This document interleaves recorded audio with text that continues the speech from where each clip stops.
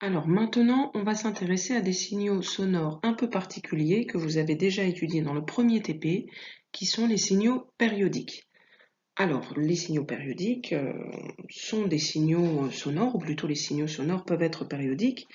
Alors, pour pouvoir les étudier, il faut pouvoir les visualiser, il faut pouvoir les voir, entre guillemets.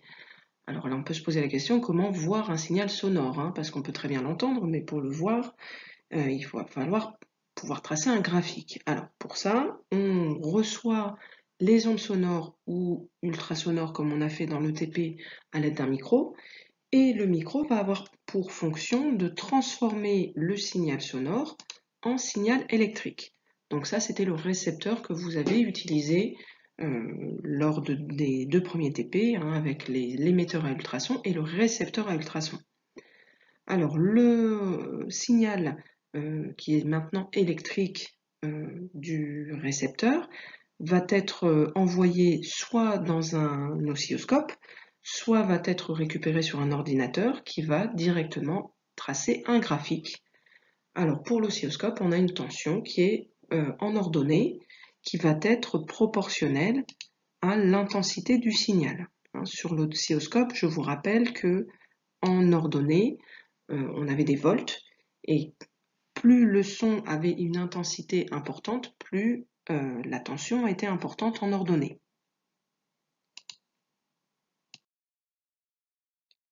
Alors, dès l'instant où l'on a réussi à voir entre guillemets un signal sonore, c'est-à-dire à avoir sa représentation graphique de la tension en fonction du temps, la tension étant proportionnelle à l'intensité sonore, on va pouvoir mesurer un certain nombre de grandeurs dessus, c'est-à-dire la période, la fréquence et aussi la tension maximale et minimale. Alors, la période concerne les signaux périodiques. Alors, comme on va pouvoir le voir dans le TP sur le logiciel Audacity, on peut faire un enregistrement d'un bruit quelconque que vous avez ici et l'enregistrement d'un son musical qu'on va qualifier de musical. Alors pourquoi? Parce que il va nous donner une impression agréable à l'oreille. Et ça va s'expliquer au niveau de sa représentation graphique, puisque pour le bruit quelconque, on constate qu'il n'y a aucune répétition de la courbe, il n'y a pas de morceau de la courbe que je pourrais choisir et qui va se répéter pour reformer la courbe. Tandis que pour le son musical, on voit bien qu'il y a un morceau là qui se détache assez nettement, et ce morceau, on va pouvoir le répéter et à chaque fois, on va retrouver finalement le signal. Donc ce morceau de la courbe s'appelle un motif élémentaire. Alors un motif élémentaire, qu'est-ce que c'est? C'est en fait le morceau de la courbe le plus petit qui va se répéter et avec les différentes répétitions qui va redonner la courbe de départ. Alors on retrouve cette notion dans les frises par exemple que l'on peut faire. Donc imaginons une frise qui soit faite d'un petit dessin. On a un dessin qui se répète comme ça jusqu'à l'infini si on veut. Et donc pour une courbe, ce dessin va s'appeler un motif. Alors ici j'ai une représentation graphique d'une tension périodique, donc qui est l'image d'un signal sonore périodique. Et on voit bien que si on démarre de 0, on a une montée, on a une descente, donc une petite montagne ici, un creux ici, et si je prends ce morceau de la courbe, eh bien on va le reproduire, on reproduit ce morceau juste à côté du premier, etc. et on va retrouver notre courbe. Donc attention, si j'ai démarré en croisant l'axe des abscisses, je dois encore continuer jusqu'à croiser à nouveau l'axe des abscisses. Alors ce n'est pas le seul motif qui existe. C'est souvent celui-là qu'on prend, mais il y a plein d'autres manières de prendre des motifs élémentaires qui vont redonner notre courbe si on les répète. Par exemple, si je prends d'un sommet de la courbe jusqu'à un autre sommet, eh bien vous pouvez essayer, vous reproduisez ce morceau juste à côté, eh bien ça va redonner le signal de départ aussi. Donc on peut prendre n'importe quel morceau de la courbe que l'on souhaite, du moment que dès qu'on le répète juste à côté du premier, on retrouve bien la courbe. Alors, on va pouvoir noter la définition d'un signal sonore périodique. Donc, un signal sonore est périodique s'il est constitué d'un motif qui se reproduit identique à lui-même et à intervalles de temps réguliers. Donc, il ne s'agit pas non plus de retrouver à peu près la même forme sur des temps plus ou moins longs. Ce motif doit occuper la même durée, donc il doit avoir la même taille en largeur, entre guillemets. Alors justement, cette taille donc, que ce motif va avoir en abscisse, l'abscisse est graduée en temps. Donc ce motif élémentaire va occuper une certaine durée. Par exemple, sur le petit dessin qui est ici, on voit que je démarre à 0 et j'arrive à 0,5 secondes. Donc le motif élémentaire a comme durée 0,5 secondes. Celui qui est dessiné en vert ici a la même durée. Je démarre de 0,5 et j'arrive à 1. Donc j'ai toujours 0,5 secondes. Donc chaque motif a cette durée de 0,5 secondes. Et cette durée, c'est la période du signal. C'est ce qu'on appelle la période. Donc c'est un temps, une durée qui va se noter grand T. Parce que c'est pas n'importe quel temps, hein, c'est la durée d'un motif élémentaire. Donc la période d'un signal périodique, on n'a pas de période quand le signal n'est pas périodique, bien sûr, ça correspond à la durée d'un motif élémentaire. Ça va se noter grand T, et c'est un temps, donc ça va se mesurer en secondes. Et le symbole de la seconde, c'est un petit s. Alors, dès qu'on utilise la seconde, les signaux sonores, en général, ont des périodes très petites. Donc, on va utiliser des sous-multiples de la seconde. Et il y en a deux qu'on utilise beaucoup. On les a utilisés en TP, donc il faut absolument les connaître et savoir utiliser le tableau de conversion entre ces différentes unités. Donc vous avez la milliseconde, symbole ms, et la microseconde, symbole mus, donc mu étant la lettre grecque. Alors deux remarques là-dessus. ms, attention à ne pas le confondre avec mètre par seconde. Un mètre par seconde, il y a soit une barre de fraction entre les deux, soit un point s-1, donc ça n'est pas la milliseconde dans laquelle il n'y a rien d'autre que m et s. Et pour la microseconde, attention à la manière d'écrire micro. Vous faites beaucoup d'erreurs sur la manière de l'écrire, donc j'ai une première barre qui descend et ensuite j'écris cette chose-là. Donc c'est un Y à l'envers si vous voulez, hein, mais souvent la barre qui descend, vous me la mettez de l'autre côté. Donc là, elle est bien en premier. Alors pour faire les conversions, donc soit on utilise un tableau de conversion, donc qui est ici. Alors entre la seconde et la milliseconde, on a les décisecondes et les centisecondes, mais ça ne vaut pas la peine de s'embêter avec ces unités puisqu'elles ne seront jamais utilisées. Alors par contre, entre millisecondes et microsecondes, là on n'a rien, hein, il y a deux colonnes vides. Donc soit vous utilisez ce tableau de conversion, ce que je vous conseille si vous avez des difficultés avec les puissances de 10, soit on remplace millisecondes par x 10 puissance moins 3, puisque milli est x 10 puissance moins 3, et microsecondes par x 10 puissance moins 6 secondes. Alors, deux petits exemples d'application, hein. Vous voyez 6 millisecondes, ben là je remplace millisecondes par x 10 puissance moins 3 secondes. Et voilà, c'est converti. Pas besoin d'utiliser de tableau, c'est direct. Là, 20 microsecondes, je remplace microsecondes par x 10 puissance moins 6 secondes. Alors je sais que le résultat, 20 x 10 puissance moins 6 secondes, n'est pas en notation scientifique. Mais comme vous savez, on n'a pas besoin que ce soit écrit en notation scientifique pour faire les calculs qu'on nous demande. Alors une fois que l'on a la période, on va pouvoir calculer à partir de la période la fréquence d'un signal sonore.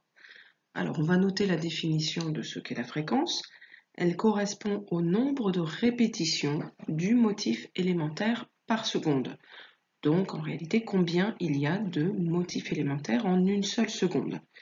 Donc si la période est très petite, forcément en une seconde, on mettra beaucoup de motifs et donc la fréquence sera importante.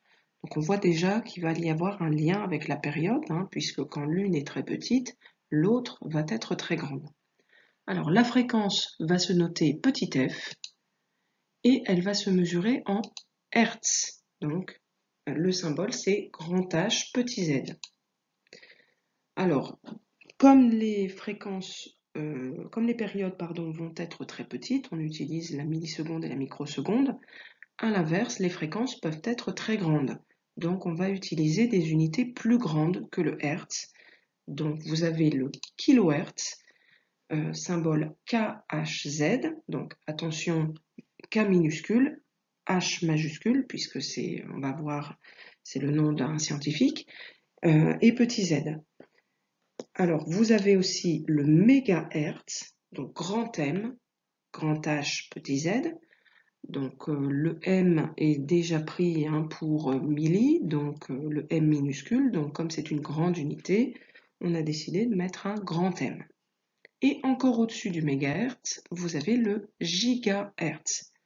Donc là, on a pris un grand G, grand G, grand H, petit z. Alors le petit G minuscule n'est pas pris, mais comme on était parti sur des grandes lettres, des grandes unités, on a continué sur cette lancée. Et en fait, toutes les multiples au-dessus de mégahertz ont des majuscules. Alors, rappel au niveau des puissances de 10, donc un kilohertz c'est 1000 Hertz, de la même manière qu'un kilogramme c'est 1000 grammes, donc un kilomètre 1000 mètres.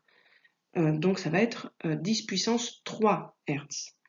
Alors 1 mégahertz c'est 10 puissance 6 Hertz, puisque ça correspond à 1 million de Hertz. Et 1 gigahertz c'est 10 puissance 9 Hertz, puisque c'est 1 milliard de Hertz. Donc apprenez bien le tableau de conversion pour pouvoir faire les conversions qui seront nécessaires forcément. Alors faites attention de bien laisser 2 colonnes vides entre chaque grandeur, hein, et donc là il n'y a pas d'autres unités qui existent entre ces différentes unités. Alors on peut se poser la question, hein, le Hertz, de quel scientifique ça vient? Alors ce n'est pas non, le prestataire de location de voitures, hein, qu'on connaît. En réalité, il s'agit de Heinrich Hertz, donc 1857-1894, hein, qui était un ingénieur et physicien allemand, donc renommé pour avoir découvert les ondes hertziennes, donc les ondes radio auxquelles il a donné son nom. Alors pour la petite anecdote, quand il a découvert les ondes hertziennes, et que ses étudiants lui ont demandé à quoi ça allait bien pouvoir servir, il a répondu à rien. Donc il était persuadé que ça n'aurait jamais aucune application. Alors maintenant on a trouvé quelques applications, hein, comme le téléphone, Internet, le GPS, la télévision par satellite, etc. Hein. Tout ça, la radio, tout ça fonctionne par ondes hertziennes. Donc juste là-dessus, il s'est un petit peu trompé.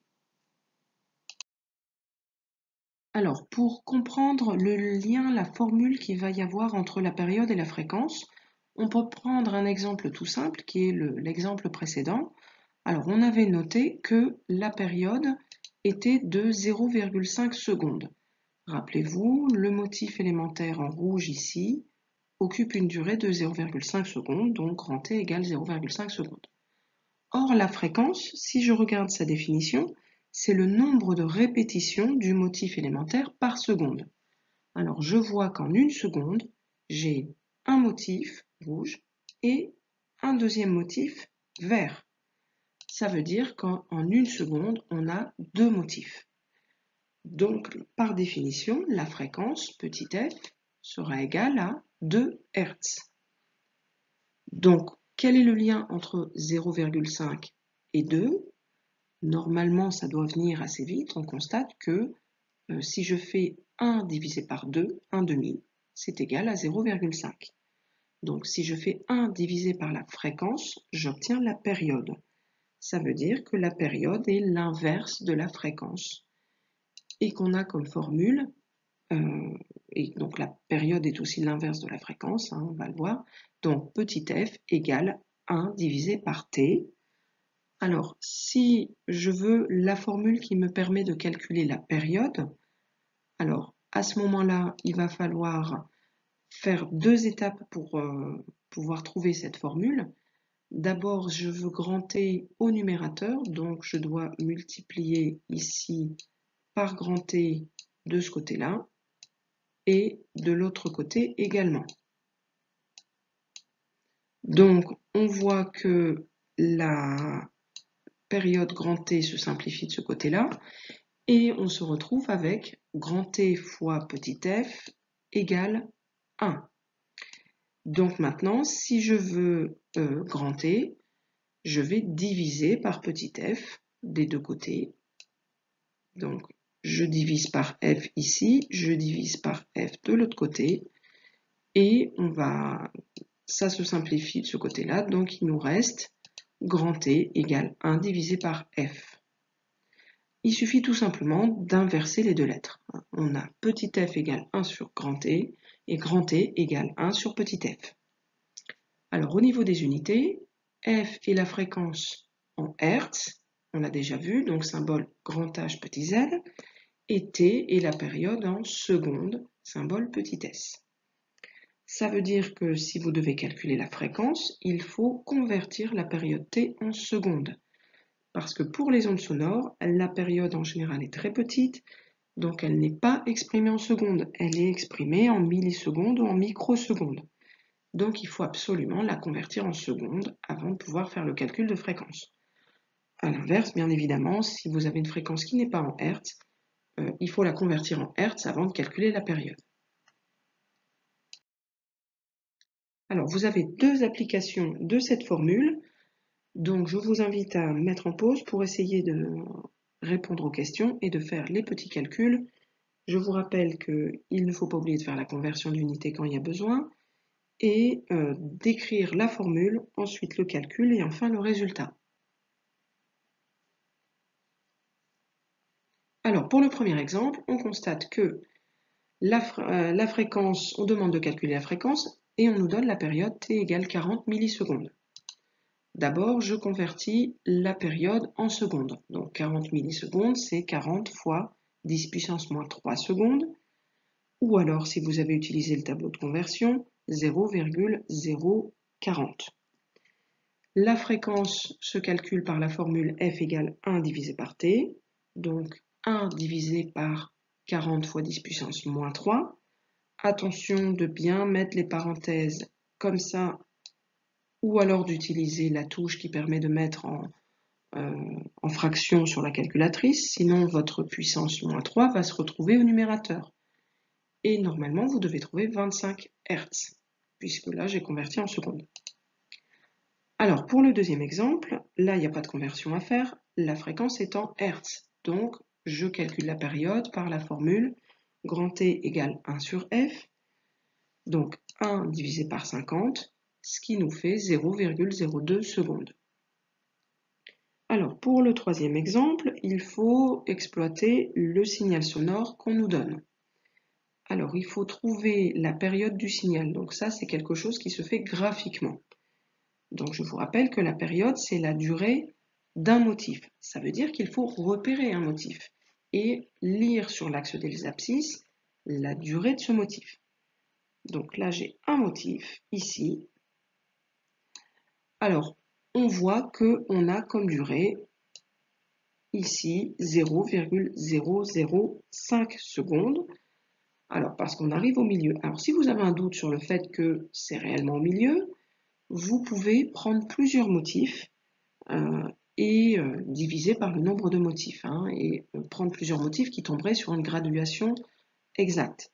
Par exemple, ici, j'ai deux motifs, et pour deux motifs, j'ai 0,01 seconde. Donc, un motif, ce sera 0,01 seconde divisé par 2, c'est-à-dire 0,005 secondes. Donc ça, la période, ça se lit graphiquement. Alors, la fréquence ne peut pas se lire sur le graphique. C'est pas la peine d'essayer de la lire sur le graphique, elle se déduit de la période. Alors, bien sûr, on pourrait compter le nombre de motifs en une seconde, mais on en aurait beaucoup à compter puisque là, il y a deux motifs seulement pour 0,01 seconde. Donc le temps d'arriver à 1 seconde, ça fera beaucoup de motifs à dessiner. Donc je vous déconseille très fortement d'utiliser cette méthode comme tout à l'heure. Alors la fréquence, elle se déduit de la formule f égale 1 divisé par t, donc 1 divisé par 0,005, c'est-à-dire 200 Hz.